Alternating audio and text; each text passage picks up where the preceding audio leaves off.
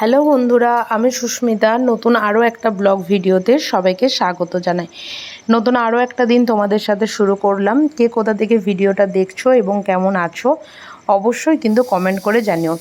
বেশ একদিন ভিডিও দেওয়া হয়নি, আর বেশ কিছুদিন হলো ভিডিও একদম মানে শ্যুট করাও হয়নি, যেটাকে বলতে পারো আর কি। তার কারণ হচ্ছে শরীরটা একদমই ভালো নেই, আর শরীর ভালো না থাকলে মনটাও ভালো থাকে না, আর কোনো কাজের প্রতিও কোনো এনার্জি থাকে না বলতে পারো। তো সেই কারণের জন্য খুব ছোট্ট একটা ভিডিও তোমাদের সাথে শেয়ার করতে এলাম। যদিও এগুলো ওই রেগুলারের ব্লগ, রেগুলার তোমরা দেখেই থাকো, যেগুলো করি সেটাই তোমাদের সাথে শেয়ার করছি। তো সকালবেলা এখানে মাছ রান্না করব বলে ফ্রিজ থেকে আগে মাছটাকে বের করে রাখলাম।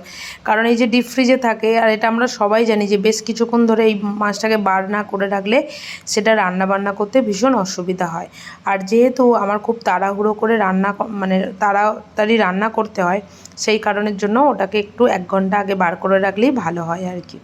তো এদিকে চালটাকে ধুয়ে নিচ্ছি, এবার এদিকে বসাবো হচ্ছে ভাতটা। তো সবার প্রথমে এই কাজটা করে নিলে আমার মনে হয় যত মানে কি বলবো, তারপরে বাকি যে কাজগুলো থাকে সেগুলো করাই যায় আর কি।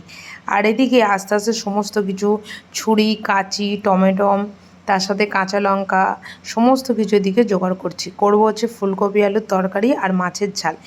এখনও মানে আগে যেমন হতো শুধুমাত্র আমরা শীতকালেই ফুলকপিটা খেতাম, কিন্তু এখন সারা বছরই যদিও ফুলকপি পাওয়া যায়, আর মাঝে মধ্যেই আমি ফুলকপি ফ্রিজের মধ্যে নিয়ে এসে রাখি। তার একটাই কারণ হচ্ছে, কখনো হয়তো তরকারি করতে চাইলে তরকারিও করতে পারি, বা চাউমিন করতে চাইলে চাউমিনও করি। আর তার সাথে সাথে যদি একটু ভেজ ডাল বা একটু পকোড়াটা তবে খুব কমই খাওয়া হয় না বললেই চলে, কারণ বড়মশাই খুব একটা ভেজ খাবার দাবার পছন্দ করে না। আর ওর কাছে পকোড়া মানে হচ্ছে সেটা পেঁয়াজ দিয়ে, একটু চিকেন হলো বা নর্মাল একটু বাঁধাকপি দিয়ে, সমস্ত কিছু দিয়ে, কিন্তু ফুলকপিটা খুব একটা খেতে চাইবে না। তো ওদিকে ভাতটা ফুটে গেছে, আর এদিকে করছি হচ্ছে তরকারি মানে পাতির জোগাড়। দুদিকে কাঁচা লঙ্কা দুরকমভাবে কেটে রাখলাম, কারণ হচ্ছে একটা দেবো মাছের ঝালে আর একটা দেবো ফুলকপি আলুর তরকারিতে। আর টমেটোটাও ঠিক তাই, ওই দুভাবেই কেটেছি। কিছুটা দেবো হচ্ছে মাছের ঝালে, আর কিছুটা দেবো হচ্ছে ওই ফুলকপি আলুর তরকারিতে।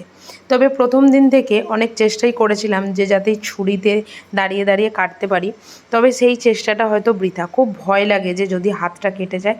তবে কখনো যদি এই রকম ধরনের জিনিস কাটার থাকে, তখন আমি দাঁড়িয়ে দাঁড়িয়েই আর কি সবজিগুলোকে কেটে নিই। তবে ছোটোখাটো কিছু কাটার থাকলে তখন আমি একদমই বলতে পারো রিস্ক নিই না বললেই চলে আর কি। তো এদিকে তোমাদের সাথে কথা বলতে বলতে দেখো আমার টুকটাক করে সবজিগুলো প্রায় বলতে পারো কাটা হয়েই গেছে আর কি। আর সবজি কেটে সেই জায়গাটাকে নিট অ্যান্ড ক্লিন করে পরিষ্কার করে রাখাটাই হচ্ছে আমার একটা বদ অভ্যাস বলতে পারো। মানে তখনকার জিনিসটা তখনই করতে হবে। যখন আমি নিচে বসে বঁটিতে সবজি কাটি, তখনও আমি কি করি, ওই নিচে একটা কাগজ পেতে করি, তো তার আশপাশে যেন কোনো কিছুটাই না পড়ে থাকে। তাই চেষ্টা করি, যেহেতু সকাল সকাল রান্না হয়, ঘর ঝাঁট দেবার আগে এই সবজিটা কেটে নিতে, তাহলে আর কোনো রকম কোনো কিছু অসুবিধা হয় না। আর এদিকে ফুলকপি আর আলুটাকে খুব সামান্য পরিমাণে একটু সেদ্ধ করে নেব, তাতে তরকারিটা রান্না করতেও খুব তাড়াতাড়ি সুবিধা হবে, আর অতটা কিছু অসুবিধাও হবে না। আর এদিকে আগের দিন রাতের যে বাসনপত্রগুলো সেগুলোকে এদিকে গুছিয়ে নিচ্ছি।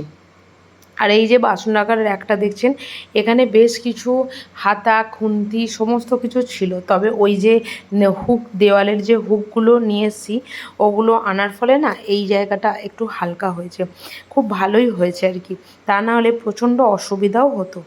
আর এদিকে মাছগুলোকে নুন হলুদ মাখিয়ে নিয়েছি, মাখিয়ে নিয়ে এদিকে ভাজতে দিয়ে দিয়েছি।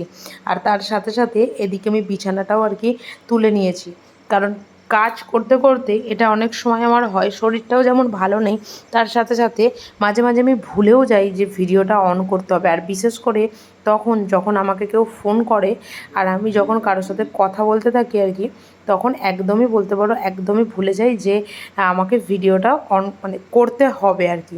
তখন কথায় মশগুল হয়ে যায়, যেটাকে বলতে পারো। তো ওদিকে কাজ মোটামুটি কমপ্লিট। আর এদিকে ঘর দোয়ার সমস্ত কিছু মোছামুছি করে নিয়ে এদিকে বেসিনটা পরিষ্কার করে নিচ্ছি। তো বেসিনটা বেশ কিছুদিন ধরেই আর কি নোংরা হয়েছিল, পরিষ্কার একদমই বলতে পারো করা হয়নি আর কি। তো সেই জন্য আজকে যখন সময় পেয়েছি একটুখানি, খুব অল্প সামান্য পরিমাণে একটু ঘষে নিই, কারণ জলের দাগটা না খুব বাজেভাবে কিন্তু দেখতেও লাগে, যা বলার নয় আর কি। তো এদিকে যখন পরিষ্কার করি ওই পাইপের ওই মাঝখানটাও একটু ঘষে নিই, আর এদিকে যে ছাঁকনিগুলো থাকে সেগুলোকেও ঘষে নিই। তো চলো আজকে এখানেই ব্লগটা আজকে শেষ করছি। খুব একটা বেশি তোমাদের সাথে ব্লগ আজকে শেয়ার করতে পারলাম না, তবে বেশ কিছুদিন এরকমই যাবে। তো ভালো থেকো, সুস্থ থেকো। দেখা হবে নতুন আরও একটা ব্লগ ভিডিওতে, নতুন আরও একটা দিনের সঙ্গে খুব তাড়াতাড়ি। টাটা।